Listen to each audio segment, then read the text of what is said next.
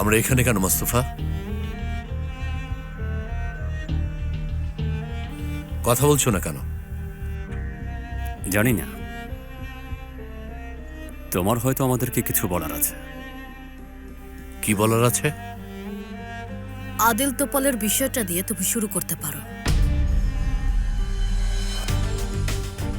আমাদেরকে কোনোভাবে কনফিউজ করার চেষ্টা করবে না।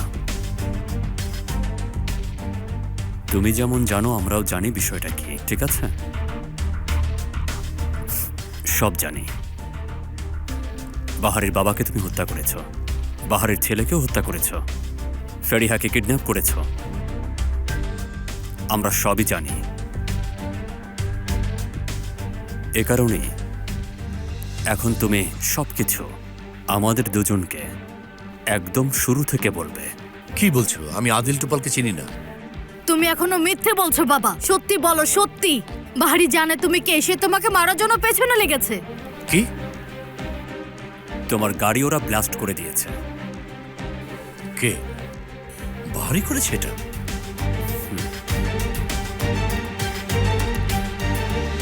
তোমার পালানোর আর রাস্তা নেই। এখানে আমরা একসাথে আছি। বাইরে পা রাখা মাত্র তোমাকে ওরা টুকরো টুকরো করে ফেলবে। তার চেয়ে সবকিছু খুলে বলো। আমি কারোর সাথে কিছু করিনি। কিভাবে করনি? তুমি সিনানকে হত্যার চেষ্টা করেছো, আবার বলছো কিছুই করনি। আয়েশাকেও কিডন্যাপ করেছো। তোমার কি মাথা খারাপ হয়ে গেছে? আমি কি খুনি নাকি? আমার নাতিকে খুন করবো? বাজে কথা বলো না। আমাকে খুঁজে বের করার জন্য তুমি আমার ভাইকে আমার পেছনে পাঠাওনি? পাগল হয়ে গেছে তুমি ফেরিয়া। বাবা কিছু বলো আমাকে, যাতে বাহারির হাতে তোমাকে তুলে না দিই। তোমাকে কিন্তু সে মেরে ফেলবে। এসো ডিল করি।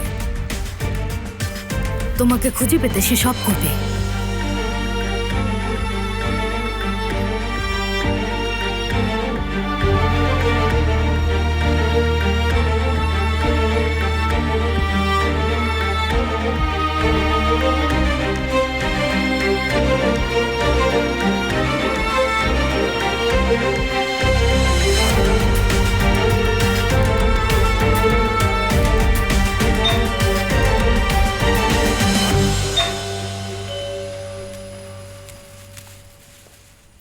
কাকে খুঁজছেন আপনি? আমি মারিয়াকে খুঁজছিলাম। কে? মারিয়া মারিয়া মারিয়া? মারিয়া? মারিয়া? না, এই অ্যাপার্টমেন্টে এরকম কেউ থাকে না। আচ্ছা, 1 মিনিট দাঁড়ান। একটা মেয়ে অবশ্য এখানে মাঝে মাঝে আসতো। ফ্ল্যাটটা বেশ সাজানোও ছিল। সে হয়তো ভাড়া নিয়েছিল। আমি এত কিছু জানি না।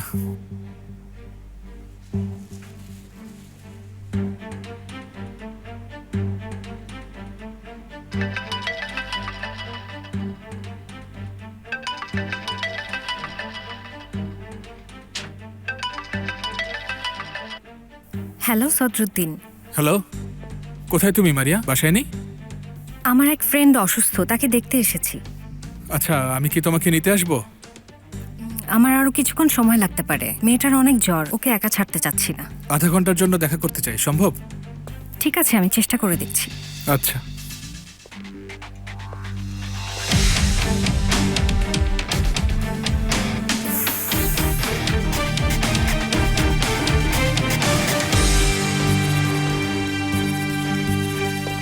আচ্ছা ভাই, চোখের পলকে আমরা কিভাবে লোকটাকে হারিয়ে ফেললাম? মোস্তফা যদি কোনো কিছু না করে থাকে তাহলে আসলে আমিও কিছু জানি না। তুমি কি জানো না ভাই? আচ্ছা, সে কোনো না কোনো ভাবে তো মুস্তফার বাবা। কোনোভাবেই না ভাই, সে আসলেই মোস্তফার বাবা। সদরুদ্দিন কোথায়? তোমরা কি একসাথে ছিলে না? জানি না, কাজ আছে বলে কোথায় যে চলে গেল সে। আচ্ছা, ঠিক আছে। বাবা বাড়িতে আছেন? না, উনিও বাড়িতে নেই।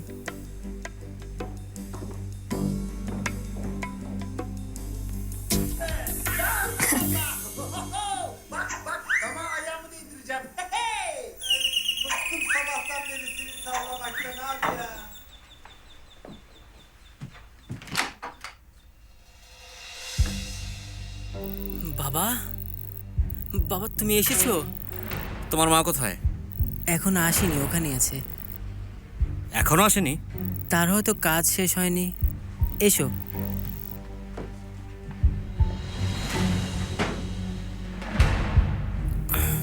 জানো বাবা, তোমাকে আমি খুব মিস করি। প্রথমে ওরা কিছুই বলেনি, আমি জানতাম তুমি বিদেশে কাজ করো বাবা। অসুবিধা নেই বাবা। তোমার মা কি সব সময় দেরি করে? হ্যাঁ, মাঝে মাঝে তার আরও দেরি হয়। বুঝেছি বুঝেছি।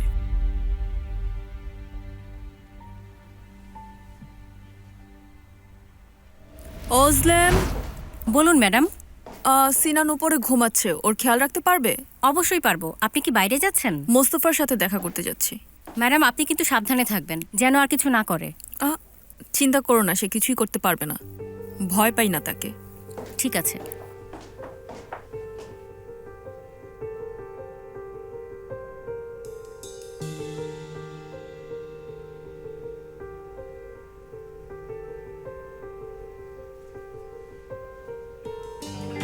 আমি অনেক ঝামেলার মধ্যে পড়েছিলাম, কিন্তু আমি কোনো খুনি বা হত্যাকারী নই।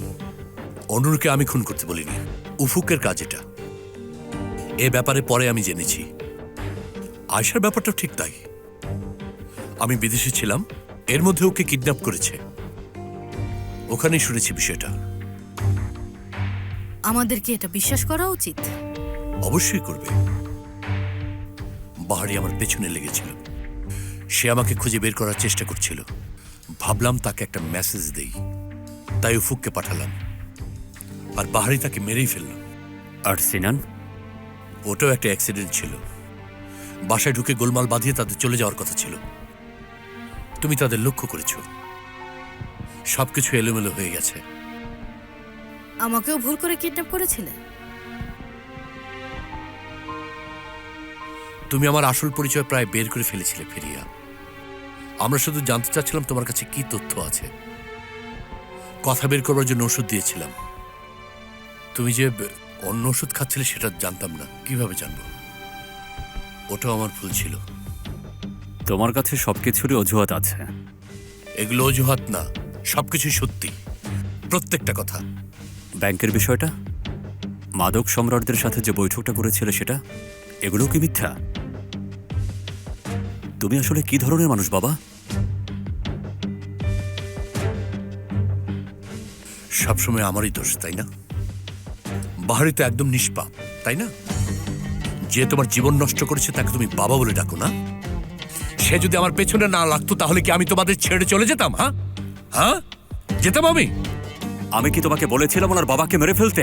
বলেছিলাম তোমাকে? আমার বয়স তখন 17 বছর ছিল, মাত্র 17। ওরা বলেছিল যে তুমি ওকে মারবে, আর ছুরিটা আমার সামনে রাখলো।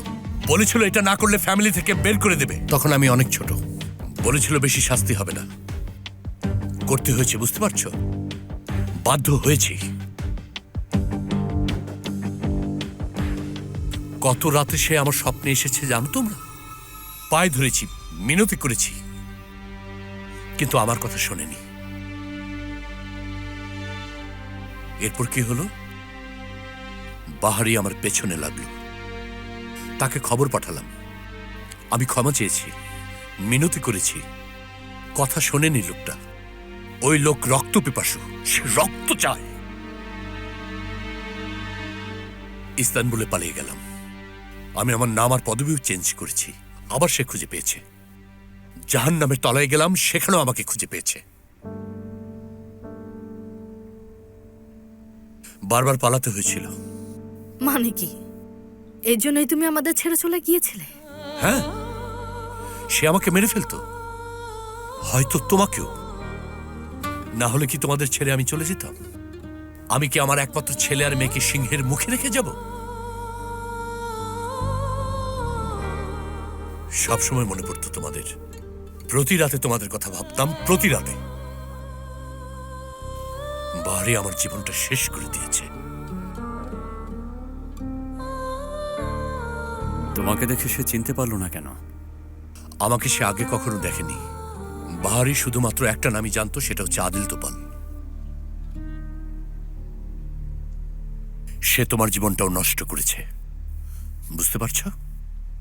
আমি না, সে নষ্ট করেছে।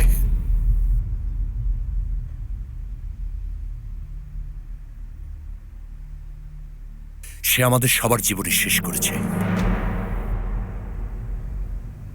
ভ্যাম্পায়ার। ভ্যাম্পায়ার।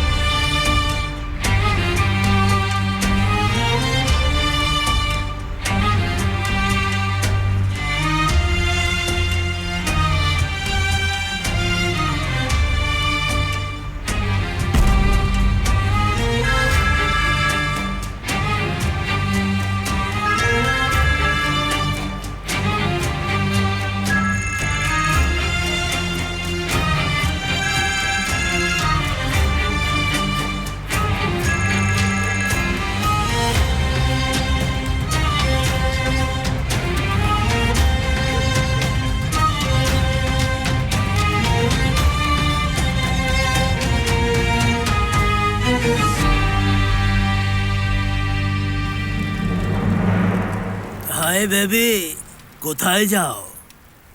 তুমি একা নাকি?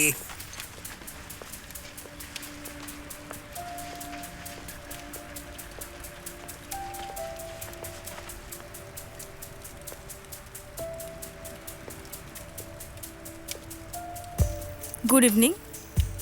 Good evening. আপনাকে দেখতে তো খুব রোগা লাগছে, কাউকে কি পেটাতে পারবেন আপনি? কি? আমি বললাম কাউকে পেটাতে পারবেন? আমার টাকা দরকার। আপনি যদি অনেক টাকা দেন সুইসাইডও করতে পারবো। দারুণ, একজনকে আপনার পেটাতে হবে। ঠিক আছে, কাকে আর কত দেবেন? এই তো দিচ্ছি।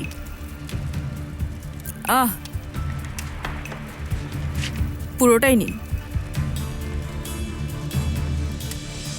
ঠিক আছে, কাকে মারতে হবে? আমাকে। কি পাগল নাকি আপনি? কারো উপকার করছেন জাস্ট এটা ভাবুন। দেখুন, একজন মানুষকে আমার খুশি করতে হবে।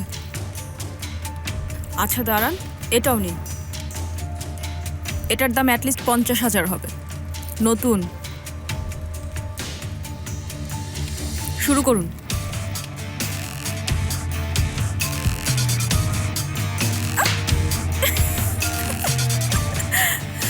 আমি অন্য কাউকে খুঁজে নেব, দিন ওটা। ওহ!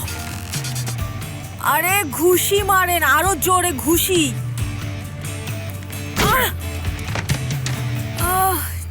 ঠিক আছে ঠিক আছে, একদম এইরকম মারুন মারুন।